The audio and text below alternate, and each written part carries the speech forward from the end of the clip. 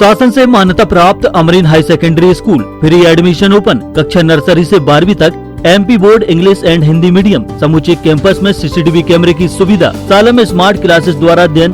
शासन से प्राप्त सभी प्रकार की छात्रवृत्ति का लाभ। बच्चों को खेल का विशाल मैदान। शुद्ध आरओ वाटर कूलर से छात्रों को पेयजल की सुविधा के साथ और भी बहुत कुछ। हमारा पता है भाग्योदय हॉस्पिटल एवं शासकीय ITI के बीच में, सुभाष नगर, खुरई रोड, करीला, सागर, मध्य प्रदेश।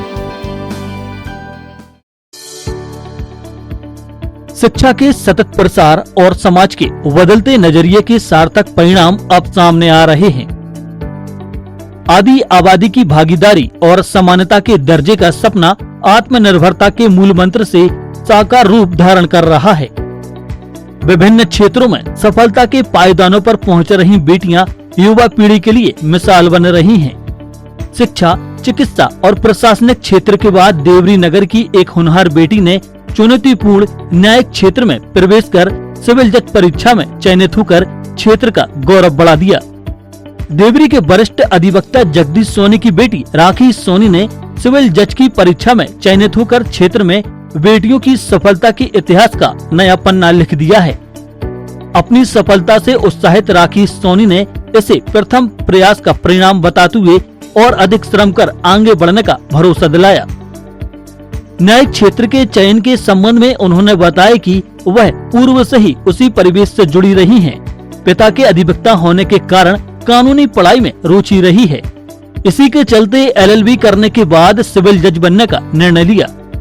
प्रतियोगी परीक्षाओं की तैयारी कर रही युवाओं के लिए संदेश देते हुए राखी ने कहा कि किसी भी कक्षा के पाठ्यक्रम में अध्ययन के दौरान ही आपकी तैयारी आरंभ हो जाती है। यदि आप उस दौरान गंभीर रहकर पढ़ाई करें तो प्रतियोगी परीक्षाएं आसान बन जाती हैं। इसके लिए किसी असाध्य श्रम की आवश्यकता नहीं, विषयगत समझना जरूरी है। तैयारी का सबसे महत्वपूर्ण जो समय है वो LLB के दौरान होता है। जब आप कोर्स कर रहे हैं उस दौरान जो आपकी क्लासेस में पढ़ाया जा रहा है उसको अगर आप फोकस करके पढ़ते हैं, 3 साल आप उसको अच्छे से देते हैं सारे सब्जेक्ट्स को, और उसके बाद जो एग्ज़ाम होता है उसकी ओरिएंटेशन के हिसाब से आप पढ़ते हैं, आप सिलेबस को पढ़ते हैं उसके, तो ये एग्ज़ाम निकालना काफ़ी इजी हो जाता है मेरे हिसाब से।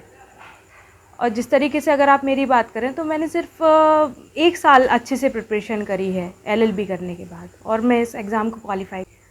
सबसे पहली वजह तो ये है कि मेरे फादर जो हैं वो ऑलरेडी इस फील्ड में हैं, तो बचपन से मुझे एक एक्सपोजर मिला है इस फील्ड का। तो पहली वजह तो ये है कि पिताजी का इस फील्ड में होना, और दूसरी बात है ये जो फील्ड है इससे मेरा काफ़ी लगाव रहा है हमेशा से, कि क्योंकि मेरी जो एक ओरिएंटेशन है वो न्याय की तरफ होती है। जैसे मानव अधिकार वगैरह के जो विषय हैं वो मुझे काफ़ी आकर्षित करते रहे हैं, और मैं चाहती हूँ कि न्याय क्षेत्र है उसमें सुधार होना चाहिए। मैं कहना चाहूँगी कि उन्हें कॉन्फिडेंट होना चाहिए, एक अंदर से आत्मविश्वास होना चाहिए, कुछ करने का जज्बा होना चाहिए।